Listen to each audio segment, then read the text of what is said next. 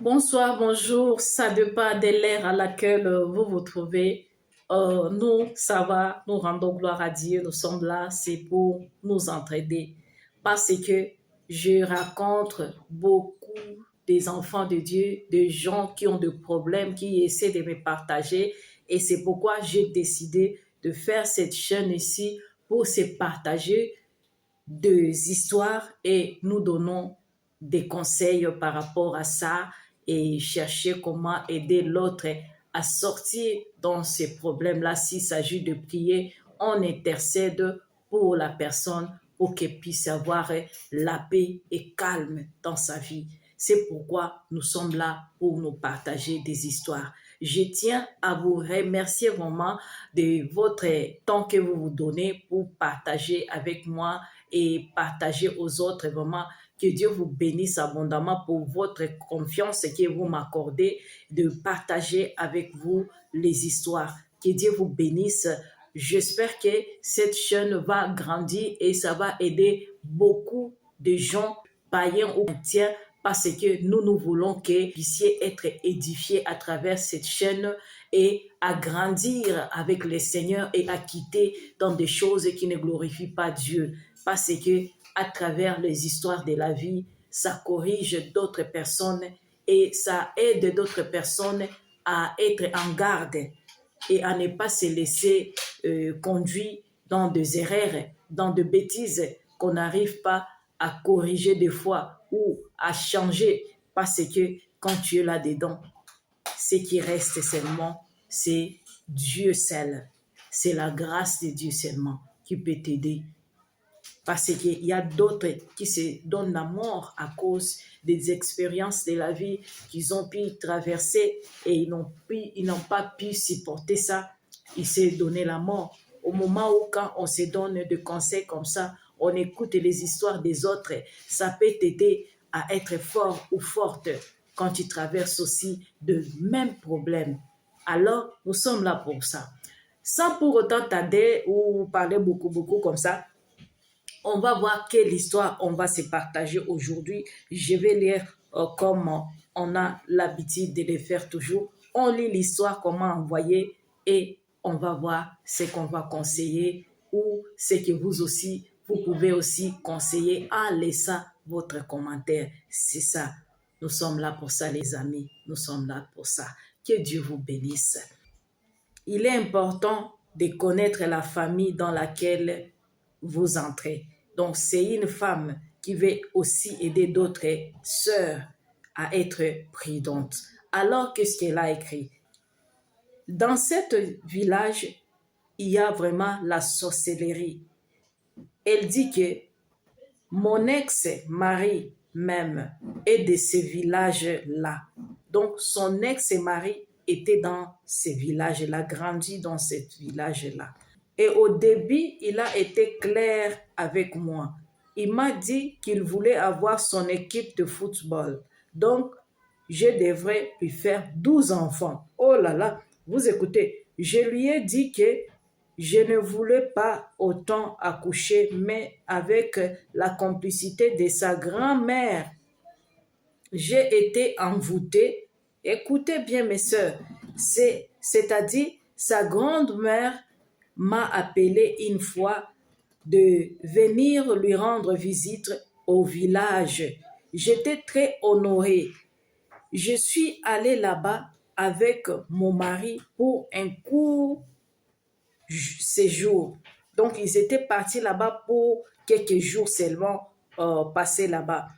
Et elle continue, elle dit que toutes les nuits, on voulait me nourrir dans les rêves avec les coquilles bien faits. Donc, la sœur, elle dit que quand elle était là-bas avec son mari, dans leur village là où il y avait sa grand-mère de son mari, et chaque nuit qu'elle dormait là-bas, on lui faisait manger. Donc la sœur, elle dit que toutes les nuits, on venait me nourrir dans les rêves avec les coquilles bien faits. Non seulement c'est une violente forme d'envoûtement, mais aussi ça vous bloque. Vous ne pouvez rien faire de votre vie à part être soumise à votre mari. Donc, en espace de 8 ans, je lui ai fait 4 gros enfants. Ah, vous écoutez, elle a été ensorcelée par la famille de son mari. À mon 3e enfant, le docteur lui a dit que je ne devrais plus accoucher au risque de mourir car cette 3e grossesse m'avait beaucoup menacée et c'est celle qui m'a rendue obèse. Donc la femme était devenue obèse à cause de donner des enfants comme ça, vite, vite là, et sans contrôle. Mon mari a quand même forcé et quand nous avons déménagé pour Yaoundé, je suis de nouveau tombée enceinte pour la 4e fois, où j'ai vraiment failli mourir, mais par la grâce de Dieu, j'ai encore survécu. C'est là qu'il a décidé de se prendre des autres femmes qui ont su prendre les relais. Alors, il a eu ses 15 enfants au total. Vous écoutez ça, il en a tué 8, parmi lesquels mes 3 enfants. Oh là là, quelle histoire. Vous écoutez. Donc les messieurs, ils voulaient avoir des enfants pour les sacrifier avec sa famille. Donc lui et sa famille, ils étaient tous des sorciers et des sorcières. Il faut demander à Dieu avant de vous mettre dans des mariages vraiment. C'est très important. Vous écoutez cette histoire vraiment, ça fait peur. Alors elle continue et dit, au début de notre relation, ma famille s'y était opposée fortement car connaissant les échos de son village, on m'avait prévenu que je devrais connaître le malheur. Mais moi, j'ai dit que c'était des racontages. Donc, avant qu'elle puisse se marier, il y avait des gens qui venaient dire à sa famille que là où tu vas aller, ce n'est pas vraiment bien. La famille là, c'est mal réputé. Mais la fille, eux, n'a pas écouté ça. Elle pensait que ce sont seulement des racontages que les gens parlent. On dit toujours, si quelqu'un veut se marier, hey, il n'écoute pas des conseils ou elle n'écoute pas des conseils. C'est comme quelqu'un qui va aller retrouver la mort. Quand tu lui dis que tu ne faut pas aller là-bas, il y a un danger, il va dire non. Parce que c'est la mort qui est en train de la précipiter ou de lui précipiter. Et c'est comme ça aussi, les gens qui veulent se marier n'écoutent pas les conseils. Jamais, jamais moi je connais ça. Alors, elle continue et dit qu'il a toujours été très aimable. Je ne le craignais pas. Quand je lui ai demandé pourquoi est-ce qu'il faisait le groupement familial chaque fin de mois, il m'a dit que c'est très important. Donc, dans leur famille de son mari, il faisait toujours comme des réunions de chaque fin du mois. Et la fille, la sœur ici, elle demandait toujours à son mari, pourquoi vous faites toujours des réunions comme ça à chaque fin du mois? Et le mari lui disait que non, c'est notre habitude, seulement nous sommes habitués de faire ça. Ah, vous écoutez les choses. Il m'a dit que c'est très important seulement et qu'ils sont déjà habitués de les faire depuis lors. Alors qu'à cette période où on venait de se marier, lui et sa famille réfléchissaient beaucoup sur la création d'une entreprise familiale. Pourtant, c'était bien autre chose. Il voyait déjà comment il devait sacrifier une bonne partie des enfants qu'il devrait avoir. Oh là là! Donc, les messieurs, ils se sont convenus avec sa famille pour que la femme puisse donner des enfants, vraiment des enfants comme ça. Ils vont commencer à sacrifier un à un, un à un. Vous vous rendez compte, bien-aimés dans le Seigneur? Il faut avoir la crainte de Dieu et il faut vraiment regarder là où tu vas te marier. Il y a des familles ici, hein. Alors, elle continue et dit que pourtant c'était bien autre chose. Il voyait déjà comment il devait sacrifier une bonne partie des enfants qu'il devrait avoir. Et me disait qu'il avait très hâte que je lui fasse son équipe de football. Et alors, la sœur continue et dit que, comme son mari, il était toujours dans la joie et enthousiasme de dire que non, on va faire des enfants, on va avoir beaucoup des enfants, l'équipe de football, au moment où c'était pour autre chose, pour sacrifier ces enfants-là, les pauvres, les victimes. Écoutez, elle continue. Je perds donc mes 2 premiers enfants tragiquement. Vous avez écouté des sacrifices. Ils partaient seulement vider la poubelle, le camion est monté sur eux. Vous écoutez. Les enfants étaient partis seulement vider la poubelle et le camion est venu. Les enfants sont perdus, meurent. Je ne m'étais même pas encore remise de leur mort que 6 mois après, ma dernière née vient m'appeler dans le salon que son frère est en train de parler seul dans la chambre. Oh là là. Alors, je lui demande à qui il parle. Il dit qu'il voit papa avec un canard à main. Hé, mon Dieu, il y a des choses, Seigneur, ici cette heure. Je suis étonnée, j'ai commencé à le secouer. Je lui dis, qu'est-ce qui se passe? L'enfant n'était même plus avec moi. Il secouait seulement la tête. Bien-aimé. Donc, il a retrouvé son enfant en train de parler comme un fou, quoi. Quelqu'un qui a la folie. Et la maman essayait de lui secouer pour lui faire parler. Qu'est-ce qui ne va pas, qu'est-ce qui ne va pas. L'enfant ne lui parlait pas. Il secouait seulement la tête. Comme si quelqu'un lui pose les questions. Alors, elle dit que le temps d'appeler son père au téléphone, qui s'était déjà écoulé à même le sol. Donc, le temps que la sœur ici appelle son mari pour lui informer, l'enfant secouait déjà la tête sur le sol et l'enfant est mort aussi.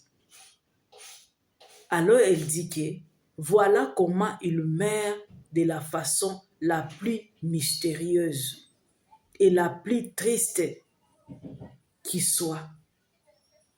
Alors, la sœur, elle n'arrivait pas à comprendre tout ça. Et toutes les fois où je perdis mes enfants, leur père n'était jamais présent. Donc, à chaque fois que les choses-là arrivent à ses enfants, son mari n'est pas joignable et n'est pas toujours présent là-bas. Il commençait à avoir les entrées étrangères d'argent volumineuses et me disait de me calmer. Donc, elle commençait à voir que son mari commençait à avoir de l'argent vraiment dans la maison. Non, comme pas possible. Et puis, sa femme commençait à voir ça étrange parce qu'il n'avait pas beaucoup d'argent. Donc, mais le mouvement là qu'elle commençait à voir, elle commençait à voir ça vraiment suspect. Et quand elle demandait à son mari, et son mari lui disait qu'il faut te calmer seulement, il n'y a rien. Alors, elle continue et dit que quand elle posait la question à son mari, il lui disait seulement de se calmer. Que les enfants, c'est Dieu qui donne et c'est Dieu qui reprend. Oh là là, vous écoutez. Quand il y a des gens qui vous parlent de Dieu, de Dieu, de Dieu, vous pensez que vraiment, ils ont la crainte de Dieu. Donc, ils se couvrent avec le nom de Dieu.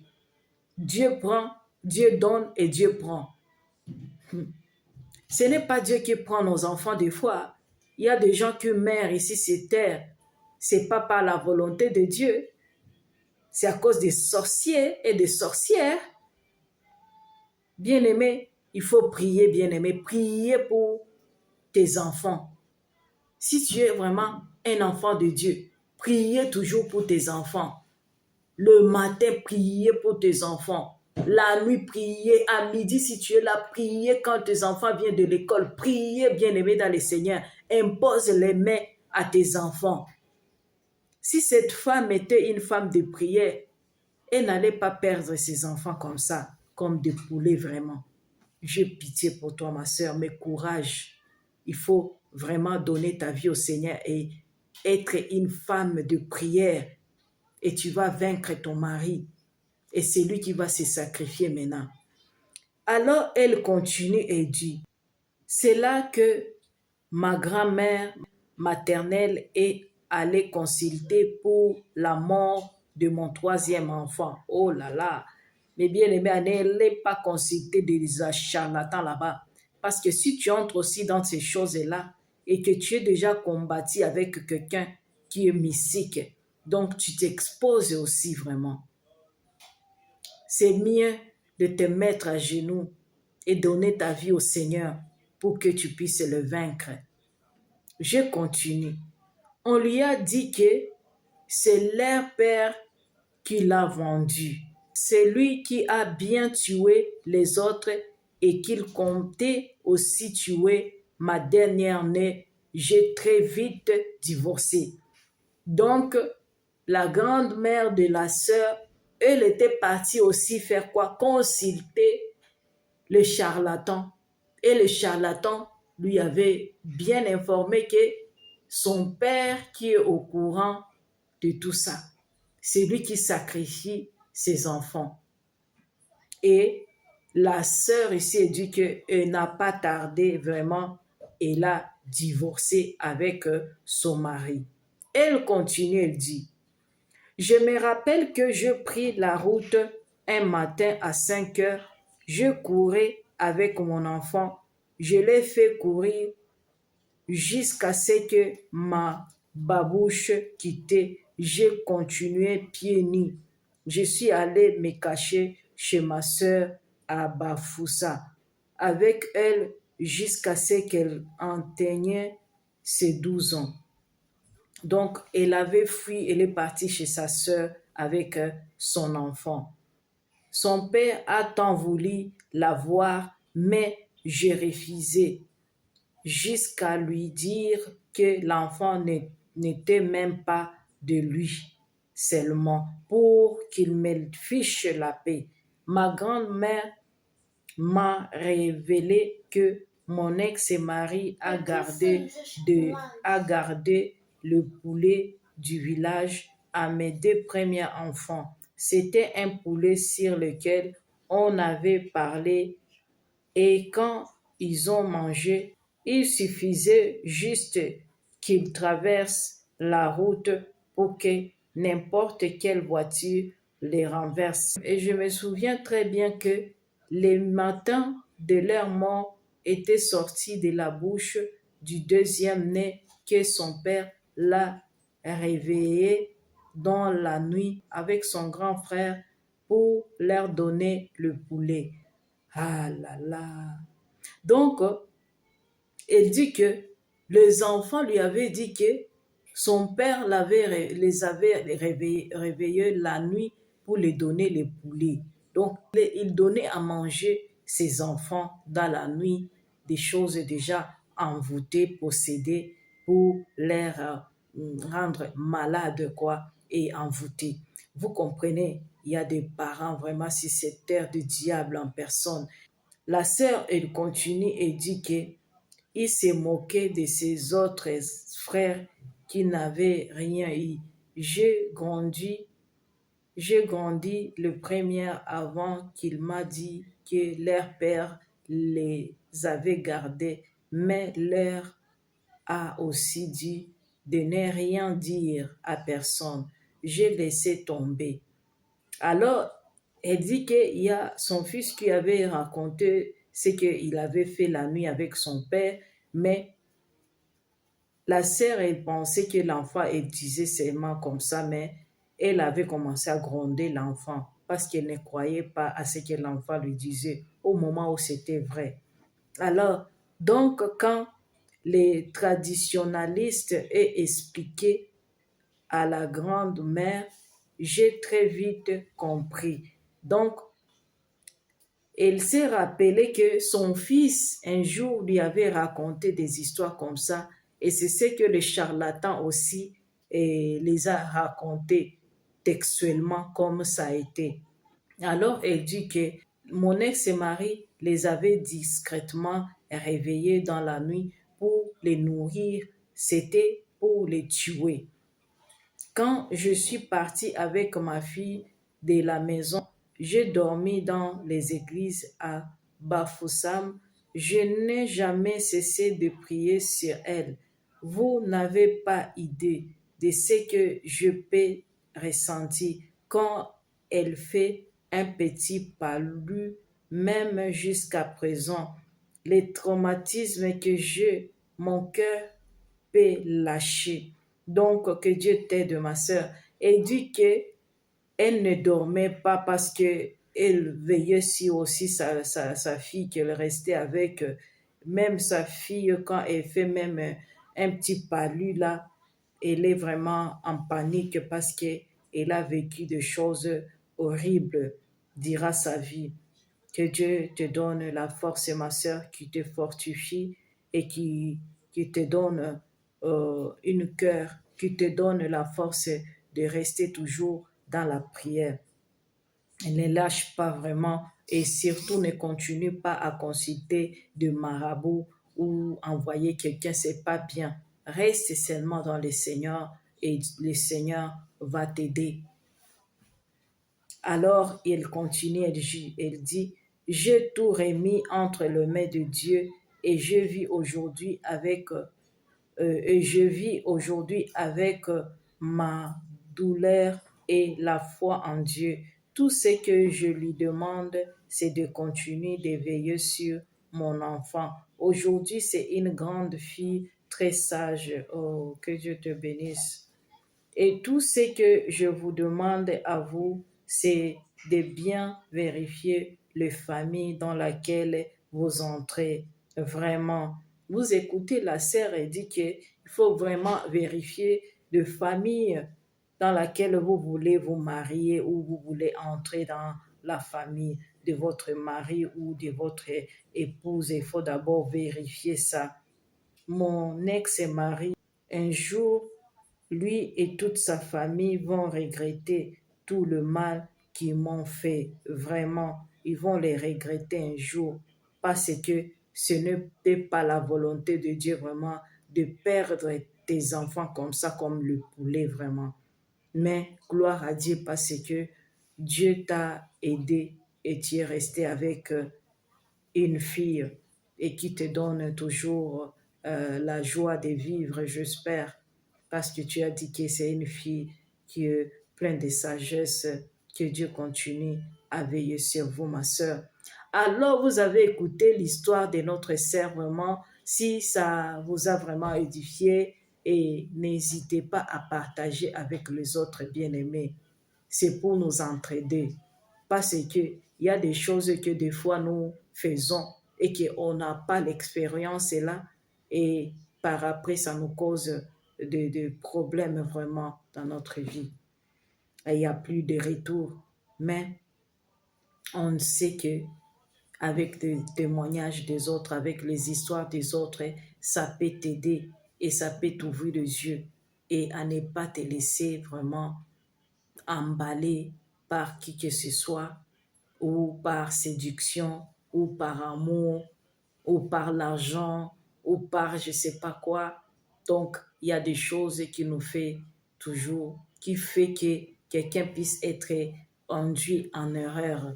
Alors, j'espère que ça vous a aidé. Laissez votre commentaire aussi si vous avez quelque chose à partager avec notre servement. Alors, si toi aussi tu as l'histoire, si tu as aussi l'histoire à partager avec nous, n'hésitez pas à envoyer ça vocal ou écrit, on va lire seulement.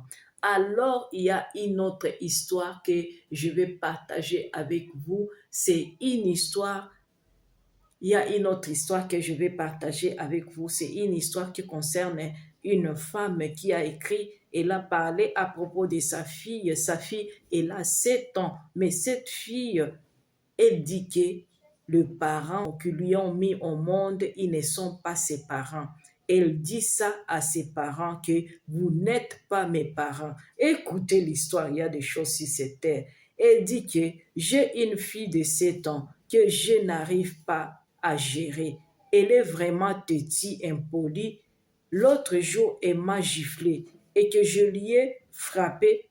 Elle a remis de la savoir en poudre dans la bouteille que je voulais prendre ma pâte de miel. Je expliquais ça à son père et à son tour, il a bien puni. Il a fait des abdos et des pompes. Le lendemain matin, elle a mis des fourmis dans les habits de son père. Oh là là, écoutez les enfants, hein.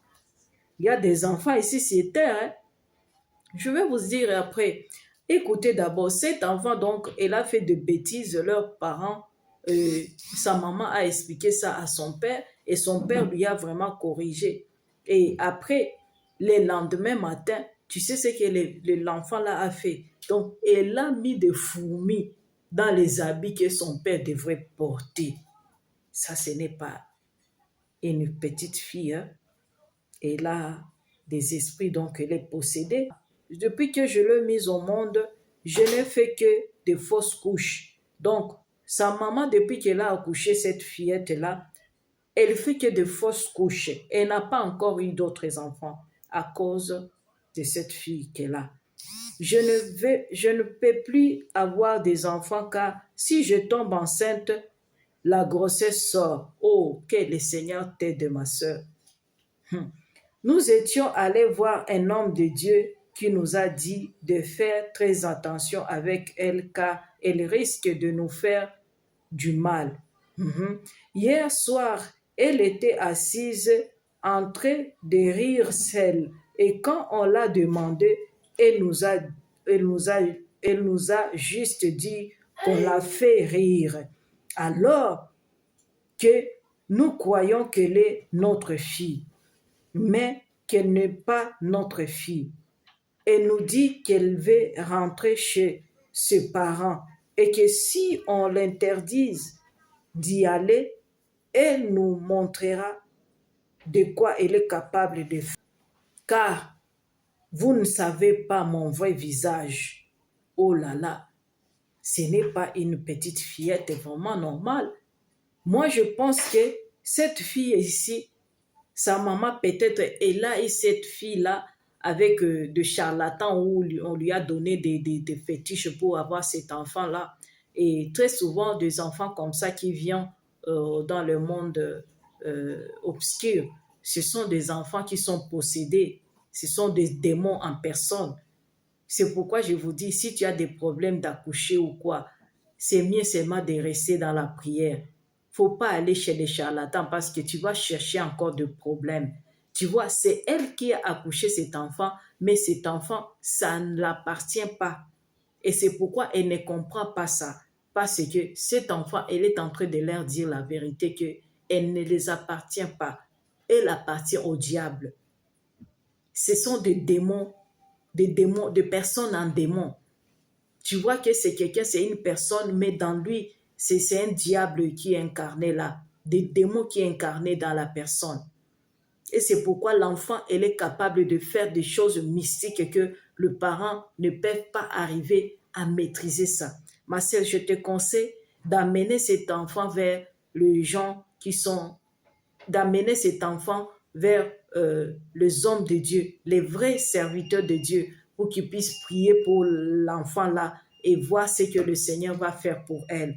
Parce que ce n'est pas une enfant, ce n'est pas une personne vraiment normale. Cet enfant peut disparaître ou bien elle peut mourir parce qu'elle n'est pas vraiment un humain. C'est un enfant triqué là, parce qu'elle est venue du monde des ténèbres. Et elle a une mission sur cette terre. Et quand elle va terminer ça, elle doit mourir pour partir. C'est pourquoi elle est en train de vous parler avec des langages comme ça que vous n'arrivez pas à comprendre. Et vous a dit qu'elle doit rentrer chez ses parents. Vous n'êtes pas ses parents. Il faut prier, ma soeur. Il faut prier. Et si tu as vraiment eu cet enfant avec des charlatans, il faut confesser ça vraiment. Et Dieu va te libérer, et Dieu va t'aider, il va te protéger. Cet enfant, elle est en train de vous dire la vérité, elle doit rentrer. Elle a déjà fait une mission qu'elle est venue faire, ou bien elle veut accomplir ça. En tout cas, c'est ce que je voulais partager avec vous aujourd'hui.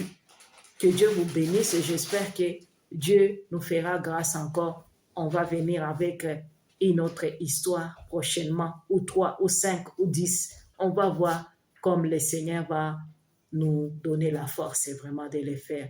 Mais partagez ça. Je vous aime bien. Restez dans la paix, dans la joie, dans l'amour de notre Seigneur Jésus-Christ. Et si tu es passé ici la première fois, n'hésitez pas à t'abonner, cliquez sur la cloche de notification pour ne rien rater quand je vais encore publier prochainement. Je vous aime, à la prochaine.